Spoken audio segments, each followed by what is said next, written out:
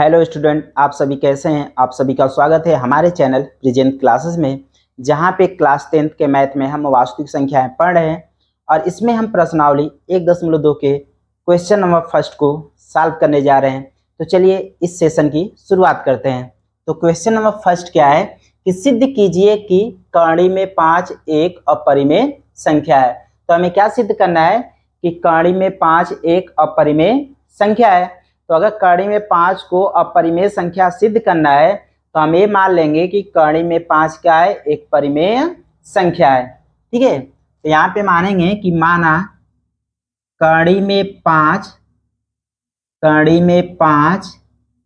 एक परिमेय संख्या है। ठीक है, हम क्या मान लेंगे कि कर्ण में 5 एक परिमेय संख्या है। तो यदि कर्ण में 5 एक परिमेय संख्या है तो इसे हम क्या कर सकते हैं, P/Q के रूप में लिख सकते हैं। तो अतः कर्ण में 5 बराबर P/Q। ठीक है, कर्ण में 5 बराबर P/Q, जहां P और Q क्या है, सहअभाज्य। P और Q सहअभाज्य है और Q इज नॉट इक्वल 0। ठीक है, तो P और Q क्या है, सहअभाज्य है और Q इज नॉट इक्वल 0। तो PQ सहअभाज्य क्या होता है कि उन संख्याओं के उभयनिष्ठ गुणनखंड क्या हो, एक हो। तो PQ का उभयनिष्ठ गुणनखंड क्या होगा, एक होगा। ठीक है, आगे हम इसे कैसे लिखेंगे, Q का कर्ण में 5 में गुणा कर लीजिए तो क्या हो जाएगा, कर्ण में 5 Q बराबर P। ठीक है, इसके आगे हम क्या करेंगे, कर्ण में 5 से हम भाग कर देंगे P में। तो या Q बराबर हमें क्या प्राप्त हो जाएगा, P बटे कर्ण में 5। इसके बाद हम क्या कर लेंगे, इसका वर्ग कर लेंगे। तो लिखेंगे वर्ग करने पर तो जब वर्ग करेंगे तो Q का वर्ग करेंगे तो क्या हो जाएगा, Q²। जब इसका वर्ग करेंगे तो P² और कर्ण में 5 का वर्ग करेंगे तो क्या हो जाएगा, केवल 5 हो जाएगा, केवल रूट क्या हो जाएगा, हट जाएगा। तो Q² बराबर P² बटे 5 होगा। ठीक है, तो यहाँ पे हम ये कह सकते हैं कि P² 5 से क्या है, विभाजित है। यानी हम ये कह सकते हैं कि 5 P² को विभाजित कर रहा है। ठीक है, तो अगर P² के जगह पे कोई नंबर होगा तो यहाँ पे Q² के जगह पे कोई नंबर ही प्राप्त होगा। ठीक है, तो हम ये कह सकते हैं कि P² को 5 विभाजित कर रहा है। तो यहाँ पे लिखेंगे डेट इम्प्लाइज। ठीक है, और इसे आप क्या मान लीजिएगा, समीकरण नंबर 1 मान लीजिएगा। तो यहाँ पे क्या कहेंगे कि 5 P² को विभाजित करता है। तो डेट इम्प्लाइज हम ये कह सकते हैं कि 5 P को भी विभाजित करेगा। ठीक है, यानी 5 P² को विभाजित करता है तो डेट इम्प्लाइज 5 P को भी विभाजित करेगा। तो इसे हम क्या मान लेंगे, समीकरण नंबर 2 मान लेंगे। ठीक है, जैसे देखिए अगर मान लेंगे कि P² के जगह पे ऐसा नंबर मानेंगे, ऐसी वर्ग संख्या मानेंगे जो 5 से कट जाए, तो हम क्या ले ले रहे हैं, 100 ले रहे हैं। ठीक है, तो यहाँ पे जब हम निकालेंगे कि P² बटे 5, ठीक है, तो P² कितना है, 100 है। तो 100 को जब हम 5 से भाग करेंगे तो कितनी बार में कट जाएगा, 20 बार में। ठीक है, कितनी बार में कट जा रहा है, 20 बार में। तो अगर यहाँ पे हम कहें कि P का मान, तो P का मान कितना होगा, 10 होगा। ठीक है, तो अगर हम कहें कि P बटे 5, यानी ये कह रहा है कि 5 P को भी विभाजित करता है, तो P को 5 विभाजित कर रहा है तो P हम क्या लिए हैं, P² बराबर 100। तो P का अगर मान कहें तो यहाँ P का मान क्या है, 10 है। तो 10 बटे क्या लिखेंगे, 5 लिखेंगे। और 5 से 10 कटेगा कितनी बार में, 2 बार में। ठीक है, यानी पी स्क्वायर अगर 5 से विभाजित हो रहा है तो पी भी 5 से क्या हो जाएगा, विभाजित हो जाएगा। तो यही यहाँ पे लिखा गया कि 5, ठीक है, ये आपका रफ कार्य है, याद रखिएगा। तो 5 पी स्क्वायर को विभाजित करता है तो डेट इंप्लाइज 5 पी को भी विभाजित करेगा। इसे हम क्या मान लिए हैं, समीकरण नंबर 2। ठीक है, ऐसे आगे अब हम क्या कर लेंगे, मान लेंगे कि माना P बराबर 5m, ठीक है, क्या मान लेंगे, माना P बराबर 5m, जहां m क्या है, एक पूर्णांक है, एक पूर्णांक है।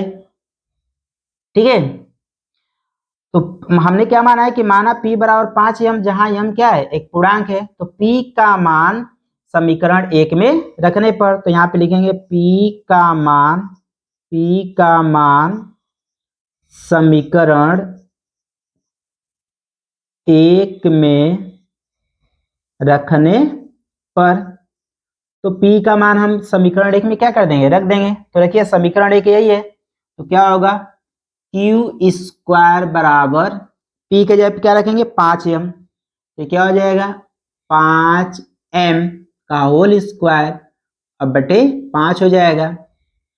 तो या क्यू स्क्वायर बराबर 5m का स्क्वायर करेंगे तो क्या हो जाएगा, 25m स्क्वायर बटे 5। जब हम इससे डिवाइड करेंगे तो ये डिवाइड हो जाएगा, तो क्या आएगा, क्यू स्क्वायर बराबर 5 पचे 25, 5m स्क्वायर। यहाँ से हम m स्क्वायर की क्या कर लेंगे, वैल्यू निकाल लेंगे, तो m स्क्वायर बराबर क्या प्राप्त होगा, क्यू स्क्वायर बटे 5 होगा। ठीक है, एम स्क्वायर बराबर क्यू स्क्वायर बटे 5 प्राप्त होगा। तो हम ये कह सकते हैं कि 5 क्यू स्क्वायर को विभाजित कर रहा है। ठीक है, यानी क्यू स्क्वायर को 5 विभाजित कर रहा है तो एम स्क्वायर प्राप्त हो रहा है। तो क्यू के जगह पे ऐसा नंबर होगा कि हम 5 से विभाजित करें तो यहाँ पे क्या प्राप्त हो, एम स्क्वायर के जगह पे कोई नंबर ही प्राप्त होगा। ठीक है, तो जैसे यहाँ पे देख लीजिए, यहाँ पे अगर हम Q बराबर क्या ले लें, ऐसा नंबर ले लें जो 5 से कट रहा है। ठीक है, तो Q बराबर हम ले रहे हैं 25। ठीक है, Q बराबर क्या ले रहे हैं, 25। अगर हम इसका वर्ग करेंगे तो Q स्क्वायर बराबर कितना हो जाएगा, 25 का वर्ग करेंगे तो 625। तो यहाँ पे क्या कर रहा है कि Q स्क्वायर 5 से विभाजित है, तो यहाँ पे हम करेंगे कि Q स्क्वायर बटे 5। Q स्क्वायर का मान क्या है, 625 है, तो 625 बटे 5, तो 625 5 से कितनी बार में कटेगा, 125 बार में। ठीक है, ये 125 बार में कट गया, यानी क्यू स्क्वायर 5 से क्या हो गया, विभाजित हो गया। तो यहाँ पे हम देख रहे हैं कि जो क्यू होगा वो भी 5 से क्या हो रहा है, विभाजित हो रहा है ना, क्योंकि क्यू का मान हम क्या लिए हैं, 25 लिए हैं। तो यहाँ पे हम करेंगे कि क्यू बटे 5, और क्यू का मान क्या है, 25 है, तो 25 बटे 5 हो जाएगा, 5 पचे 25, 5 बार में कट जा रहा है। ठीक है, तो यदि क्यू स्क्वायर 5 से विभाजित है तो हम ये कह सकते हैं कि क्यू भी 5 से क्या होगा, विभाजित होगा। ठीक है, तो यहाँ पे हम लिखेंगे कि डेट इंप्लाइज 5 क्यू स्क्वायर को विभाजित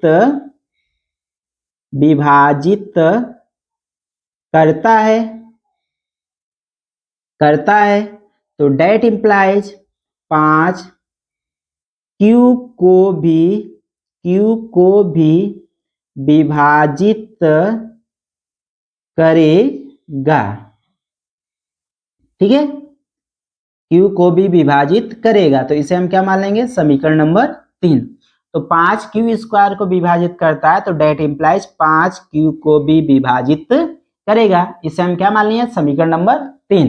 तो हम क्या देख रहे हैं कि समीकरण 2 से 5 पी को भी विभाजित कर रहा है, और समीकरण 3 से 5 क्यू को भी विभाजित कर रहा है। तो हम समीकरण 2 और 3 से ये देख रहे हैं कि जो 5 है P और Q का उभयनिष्ठ गुणनखंड है। तो हम लिखेंगे कि समीकरण 2 व समीकरण 3 से स्पष्ट है कि स्पष्ट है कि क्या स्पष्ट है कि 5 P और Q का एक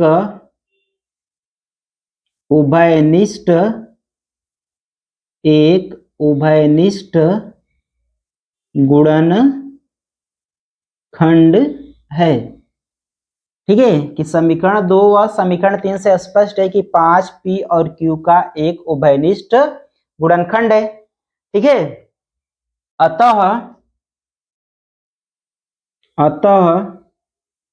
P और Q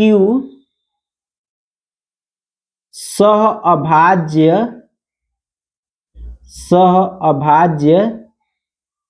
नहीं है। ठीक है कि 5 P और Q का एक उभयनिष्ठ गुणनखंड है, अतः P और Q सहभाज्य नहीं है, क्योंकि सहभाज्य क्या होता है, जिसका गुणनखंड केवल एक हो। लेकिन हमने देखा कि P और Q का उभयनिष्ठ गुणनखंड क्या प्राप्त हो रहा है, 5 प्राप्त हो रहा है, अतः P और Q सहभाज्य नहीं है। जो हमारी पूर्व कल्पना का विरोधाभास है। ठीक है, जो हमारी पूर्व कल्पना का क्या है, विरोधाभास है। अतः हमारी पूर्व कल्पना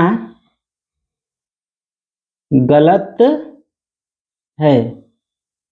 ठीक है, यानी जो हमने इसके पहले माना था कि कड़ी में 5 क्या है, एक परिमेय संख्या है, ये क्या है, गलत है। अतः कड़ी में 5 परिमेय संख्या नहीं है। ठीक है, हमने एक कल्पना की थी कि जो कड़ी में 5 है वो परिमेय संख्या है। ठीक है, लेकिन जो हमने माना था उस कल्पना का क्या हो गया, विरोधाभास हो गया है। अतः हमारी पूर्व कल्पना क्या है, गलत है। अतः कड़ी में 5 परिमेय संख्या नहीं है। तो जब कड़ी में 5 परिमेय संख्या नहीं है तो ये क्या है, अतः कड़ी में 5 एक अपरिमेय संख्या है। ठीक है, तो अतः कड़ी में 5 क्या है, एक अपरिमेय संख्या है। ठीक है, तो ऐसे हम क्या करेंगे, इसे सिद्ध करेंगे, सॉल्व करेंगे। ठीक है, तो अगर कहेगा कि कड़ी में 5 एक अपरिमेय संख्या है तो उसे हमें क्या मानना पड़ेगा, परिमेय मानना पड़ेगा, और लास्ट में सॉल्व करते जाएंगे तो उसका क्या हो जाएगा, विरोधाभास हो जाएगा। ठीक है, तो ऐसे आपको एग्जाम में क्या करना है, लिखना है। ठीक है, तो ये था आज का क्वेश्चन। यदि वीडियो आपको अच्छी लगी हो तो वीडियो को लाइक, सब्सक्राइब और शेयर करें, और कमेंट करके जरूर बताएं कि आपको ये वीडियो कैसी लगी। Thank you all of you.